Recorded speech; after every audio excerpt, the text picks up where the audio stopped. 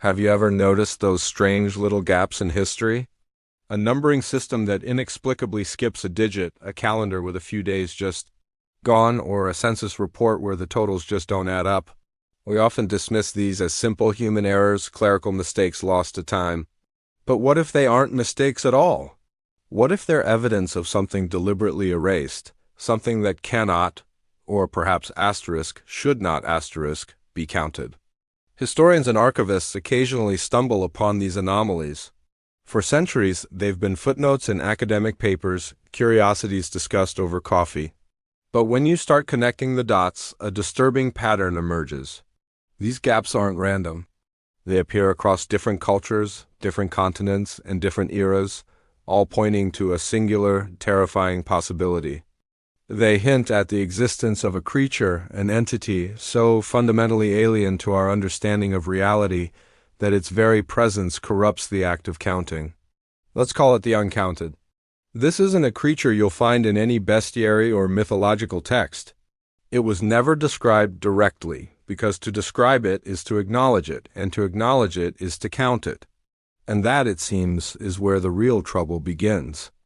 Imagine a being that exists just outside our perception, a glitch in the fabric of reality. It doesn't roar or hunt in the traditional sense. Instead, it feeds on order, on structure, on the very systems we use to make sense of the world. Our earliest records show its influence. Take, for example, the mysterious disappearance of the Romang Ninth Legion.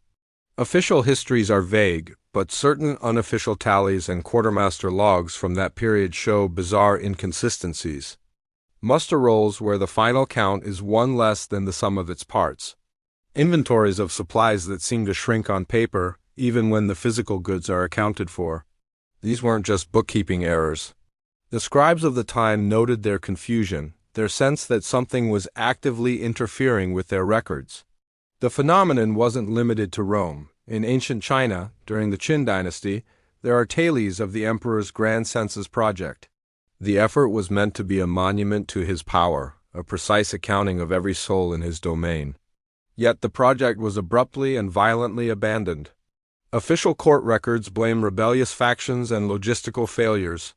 But in private letters, the chief numerologist wrote of a shadow that consumes numbers, a presence that made his abacus beads move on their own, always subtracting one.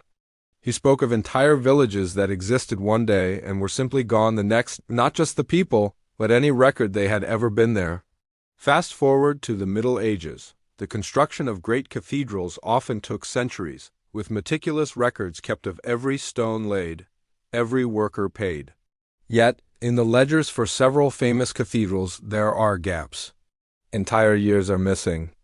Not just a lack of entries, but the years themselves seem to have been skipped. For instance, the records might jump from 1345 directly to 1347. Contemporaries didn't seem to notice. It's only with modern analysis that we see these temporal holes. It's as if the uncounted was present, and its proximity warped time itself, consuming a year and leaving no memory of its passage. Think about the implications. If a year can be erased, what else can? The uncounted doesn't just alter records, it alters reality to match. The people who lived and died in that lost year, they never existed. The events that took place, they never happened. It's the ultimate form of censorship, a retroactive deletion from the timeline of the universe. The age of exploration brought new, terrifying encounters. Ship logs are filled with stories of ghost ships and mysterious disappearances. But some logs contain stranger entries. Captains write of a full crew of, say, 30 men. The next day, they recount their crew of 29, with no memory of the 30th man, no record of a death or a man overboard. There's just a lingering, unsettling feeling that something is missing, a hole in the ship's company that everyone can feel but no one can name. They might find an extra hammock, an unclaimed set of tools, but no one remembers who they belong to. The uncounted had visited, and it had taken one. Not his body, but his very existence. Even the dawn of the digital age hasn't protected us. In fact, it might have made us more vulnerable. Our world is built on code, on binary ones and zeros. It's the ultimate system of counting. In the early days of computing, Programmers would talk about gremlins and the machine inexplicable bugs that would vanish as soon as you tried to isolate them. There's a persistent legend in Silicon Valley about a specific server farm in the 1980s. For weeks, it suffered from a recurring data corruption issue. A single bit somewhere in its memory banks would flip from a 1 to a 0, always resulting in a net loss. They replaced every piece of hardware, rewrote the software from scratch, but the error persisted. One night, a junior programmer, working late, saw a flicker on a security monitor, a shape that seemed to absorb the light around it, a void standing next to the affected server rack. When he looked again, it was gone, so was the bug. But when they ran a diagnostic, they found that an entire terabyte of data had been completely, irrevocably erased, leaving a hole in their digital archives that could never be filled. So, what is this thing? We can only speculate based on the breadcrumbs it leaves behind. It's not malicious in a way we can understand. It's more like a natural law, a fundamental force of anti-information, a black hole for data. When it consumes a number, it consumes the reality that number represents. It is the reason we have an instinctual fear of things not adding up, the primal anxiety that comes from miscounting. It's a survival instinct we've developed over millennia to avoid its attention. The most chilling piece of evidence comes from a fragment of a medieval manuscript, a commentary on an even older, lost text. It was found tucked away, almost hidden in the margins.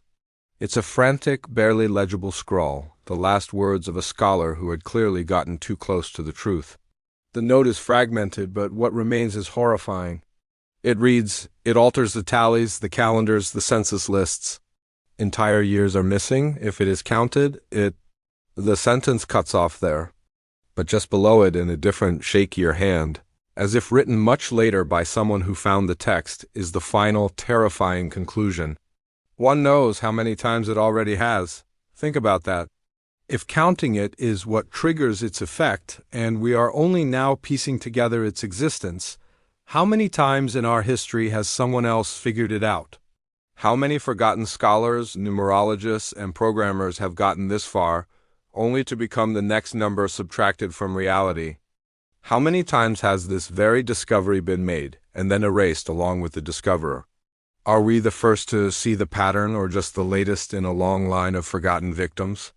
The very fact that we are discussing this now means we have, in a way, counted it. We have assigned it a name, a concept, a number, the uncounted one. The question is, what happens next? Is there a cosmic bookkeeper about to balance the ledger? Will this video, this channel, this entire conversation simply vanish, leaving behind a subtle, inexplicable gap for some future historian to puzzle over? We may be living on borrowed time, in a world that is one number lighter than it was yesterday. The silence you hear isn't empty. It's a space that used to be filled. Thanks for watching. If we're still here next week, be sure to like, subscribe, and hit that notification bell. You never know what might get uncounted next.